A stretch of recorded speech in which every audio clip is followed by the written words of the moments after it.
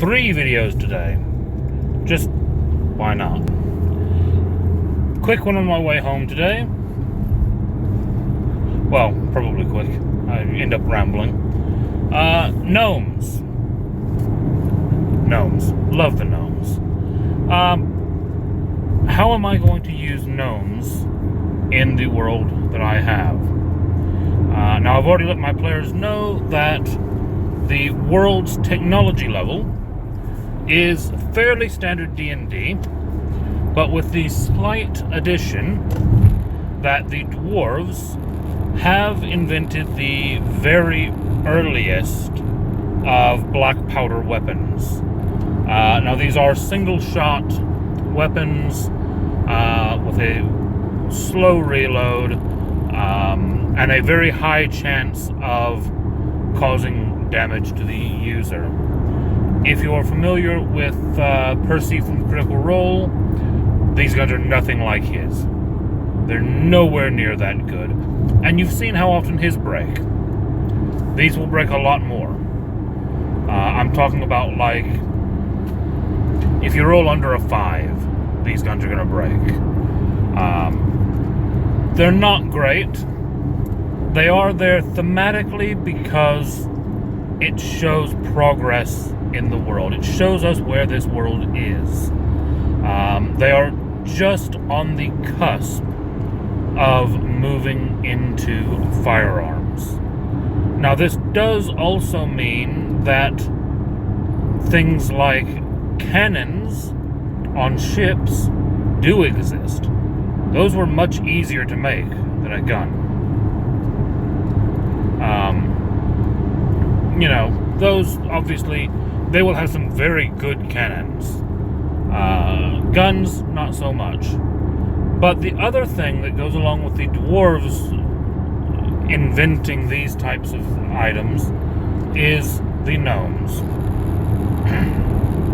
Now, the gnomes in my world, on this planet specifically, are tinker gnomes. Specifically, I have modeled them off of the gnomes of Kryn. So, anyone who is not familiar with Dragonlance won't know what I'm talking about. But the tinker gnomes of Kryn have a few very specific quirks about them. One of them is they don't pause between words. They talk constantly in a very fast way, and they keep going and going and going, and they just keep talking, and they just never stop. And that was probably very slow for what one of them would do. They add a lot of extra words that are not needed. They speak very quickly, and they tend to describe things rather than naming them. A gun would not be a gun. A gun would be a metal device which fires bullets using gunpowder and a trigger which you activate by using your left finger on the whatever.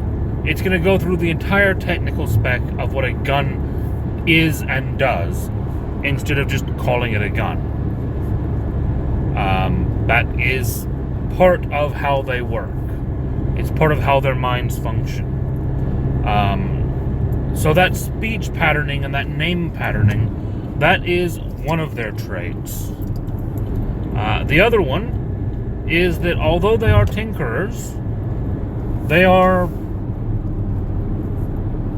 problematic at it. What I mean is that their view on invention is very different than what mine or yours might be.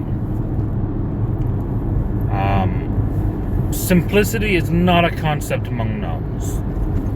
The gnome's opinion is that if one way of doing something is good, then putting 5 different ways of doing the same thing on one item is better. You need a backup, and then a backup for your backup, and then a backup for your backup's backup. Because if something breaks, because everything always breaks, that's the other side of it, there should be another way of doing it. The other thing is that gnomes have no fear of an invention failing. They believe that if your invention doesn't blow up in your face occasionally, you haven't made it fancy enough yet. An item that works all the time is boring. An item that works great most of the time and occasionally blows up means you're right there on the cutting edge. Right there at the front of this is the good stuff. This is the stuff that is pushing the boundaries. If it doesn't blow up occasionally, you're not pushing any boundaries.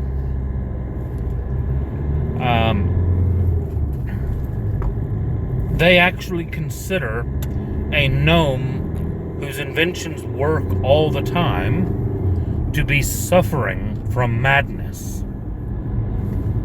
They consider it a disease, a mental disorder, if your inventions always work.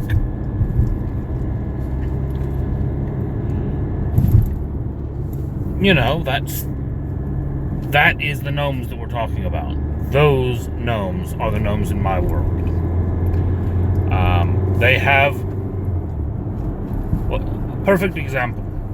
One of my players says, well, if we've got these gnomes that are all into this clockwork kind of stuff, do they have bicycles? No, of course they don't have bicycles. Who would want a bicycle?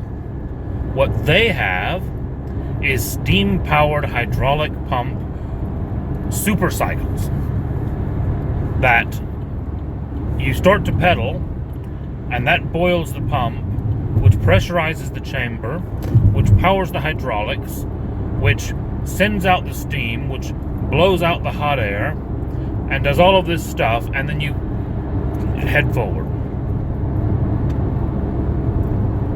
Unless one of those 20 steps goes wrong, and it explodes on you. Or you explode on it, whichever one you want to look at it as.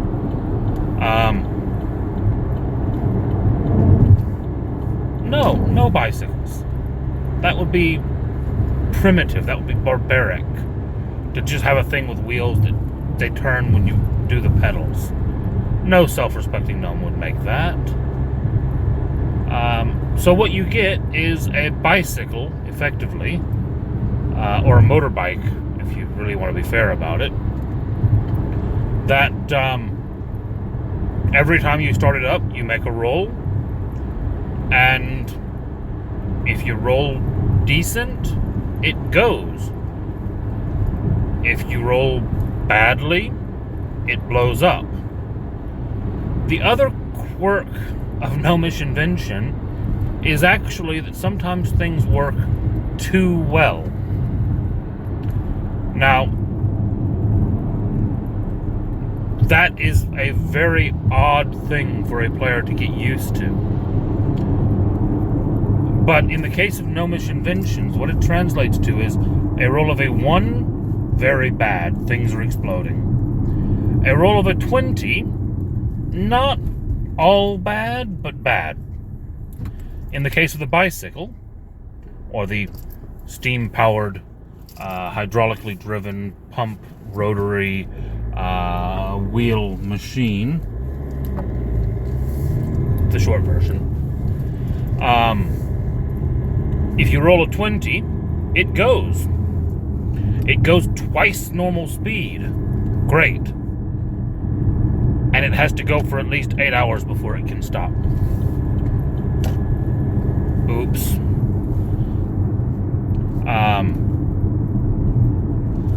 So there you go. That is the gnomes. Their primary home is referred to as, by humans, as the mountain. Gnomish name, of course, hundreds of books long. It's located on Ranmore, the less populated of the two worlds. And their interaction with the Empire and the Emperor is, for the most part, none. The gnomes are in their mountain, tinkering and inventing and blowing things up. Because who doesn't like blowing things up? I mean, come on. And basically ignoring what's going on outside. And all of the humans are just kind of glancing over at the mountain, thinking, please stay in the mountain. Please stay in the mountain. Oh God, there's smoke coming my way. I'm leaving. That's basically the humans' opinion of gnomes. They're not considered evil. They're just considered dangerous to be close to. So, there we go, wrapping up the third video of the day.